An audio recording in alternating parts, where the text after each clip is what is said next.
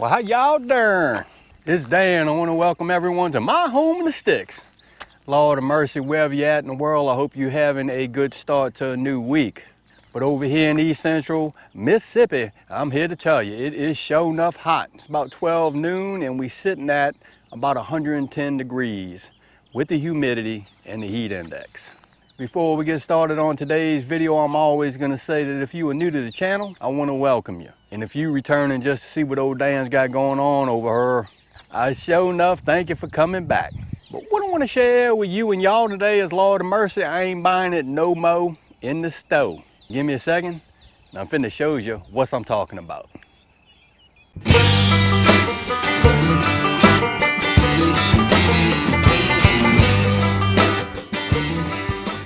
Dan, what you ain't buying from the store no more? Let me show you. It's this stuff right here. I ain't buying this no more. This is some strawberry jam that I bought from the Walmart. And believe it or not, this little bitty jar of strawberry jam was almost $7. $7. So we went looking around, and Lord of mercy, a couple of days ago, we walked down the fence road of my horse pastures, and I had, I don't know, 2 acres worth of wild blackberries that we actually picked.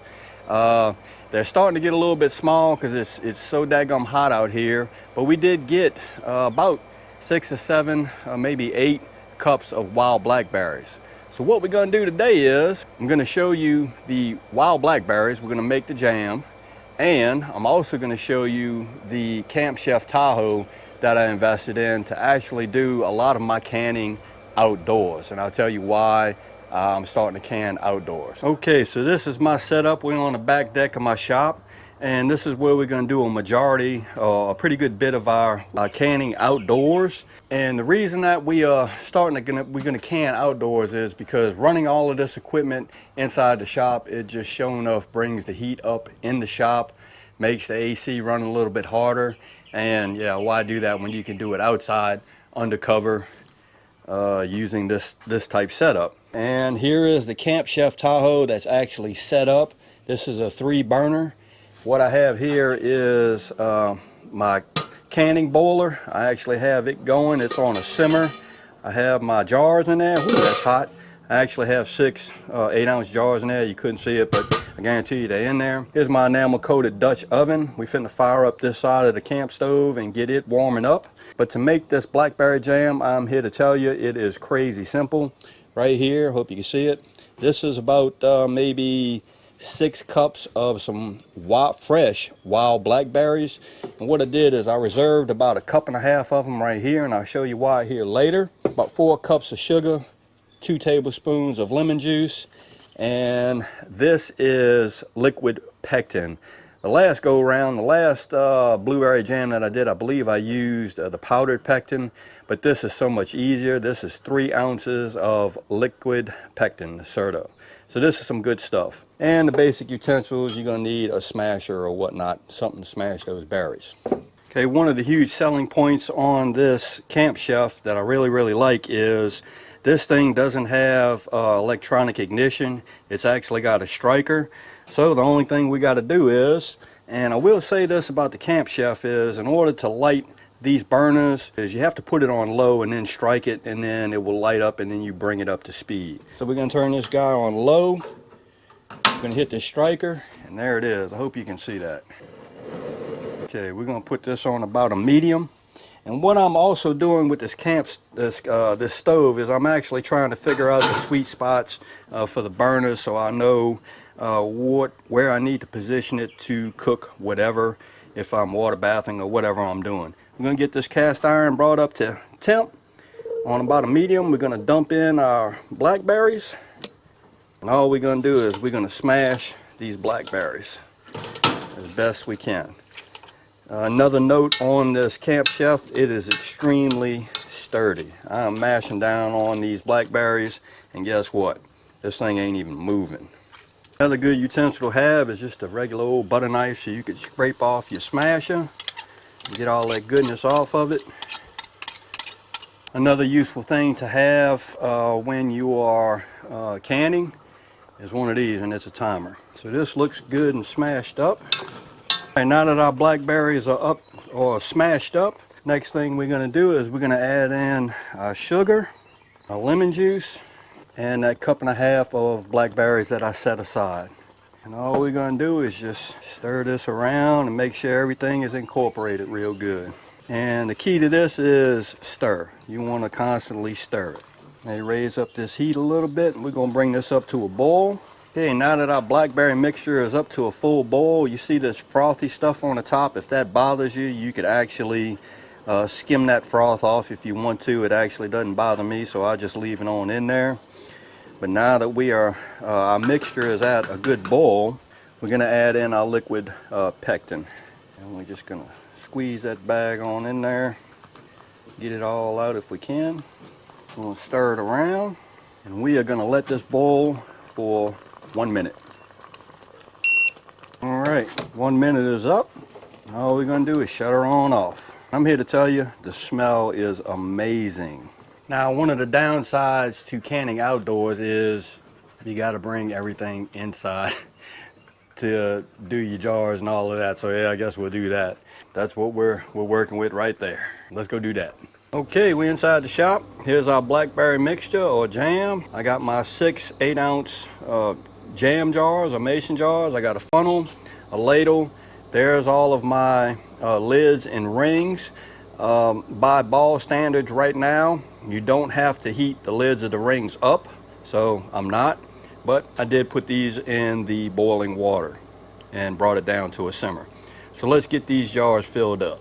Now, the one thing I want to tell you about doing this is be really careful, because this stuff is extremely hot. This mixture is extremely hot and you don't want to burn yourself. So let's start ladling this in. And we are going to keep this to about 1/4 inch headspace, and we're going to use our debubbling tool and our headspace tool just to check that. Okay, we're not quite there yet, so we can add a little bit more in.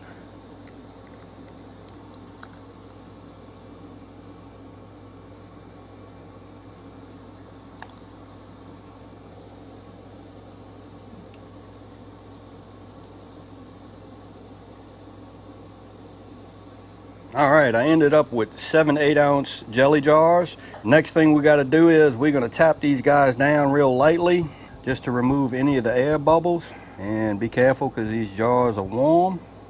And I have just a wet paper towel. I would normally use white vinegar to do this, but I don't have any white vinegar, so I'm just going to use this wet paper towel. And we're going to wipe the rims of these jars just to make sure that they seal properly and make sure that there's no gunk like that on the actual rim of the jar. Next thing we're going to do is we're going to set our lids on top. And as far as the rings, we're going to put the rings on, and we are just going to finger tighten these. They don't have to be Gorilla Grip tight, finger tight with no wrist involved in it.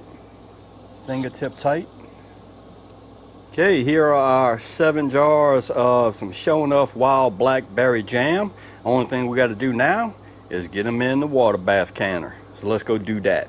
All right, we got 7 jars in the water bath canner. Next thing we got to do is we're going to sink this down into this canner and commence our water bath time. Now, time starts whenever that water starts boiling, and we are going to water bath for 10 minutes.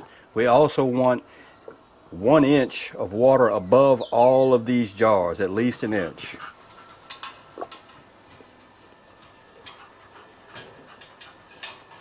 Putting a lid on this canning boiler also speeds up the boiling time, or gets that water up to a boil a little bit faster. All right, we are at a good rolling boil. So we're gonna let that go for 10 minutes, and I'll see y'all in 10 minutes. All right, I brought the water bath canner inside. We are done processing. What I like to do is just crack this bowl and let some of that steam escape, and I'm gonna let this I'm gonna leave this alone for about 5 minutes, and then we're gonna take the jars out of this canner. All right, our 5 minutes is up. It's time to get these jars out of this canner.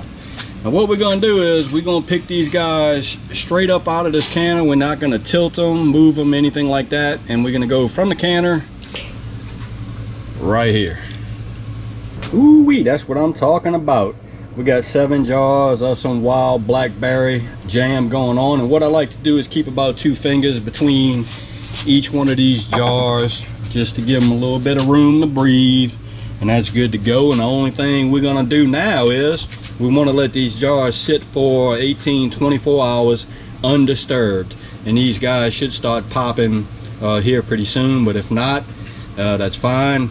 If you find one that didn't seal correctly, no big deal. Use it first, open it up, use what you want, put it in the fridge.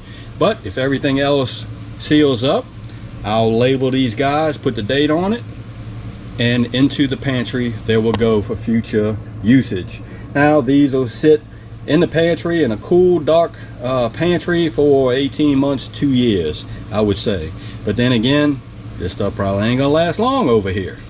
Well, all right, that's what I wanted to share with you and y'all today. Lord of mercy, I'm tired of buying jam and jellies from the store. So guess what? I'm gonna start making my own. If I have the means to grow it, or if it grows wild over here and I could pick it, guess what? I'm gonna can it for future use. And in my case, we got some blueberry jam and we got some wild blackberry jam, and I'm here to tell you it's gonna be some sure enough good stuff. And I sure enough also encourage you and y'all, if you have the means and you have the stuff growing nearby on your property or a friend's property, and they allow you to pick the berries or whatever, sure enough, get your can on. Because the way things are going right now, you're gonna have to. Because Lord of mercy, who can afford it nowadays? So again, I hope everybody is having a sure enough good start to a new week, and I hope everybody stays safe amid this crisis that we still have going on. If y'all like this video, go and give it a thumbs up to help. If you haven't subscribed to the Home of Six channel, Lord of mercy, y'all need to come on over and give old Dan a look, because I'm always doing stuff like getting my can on. That being said, you know it's coming. Dan reference sure enough, always gonna say it. Don't let nobody dull your shine. And I mean nobody. You sure enough get your shine on, get your grow on, get your food preservation on. And Dan will see you and y'all in the next video.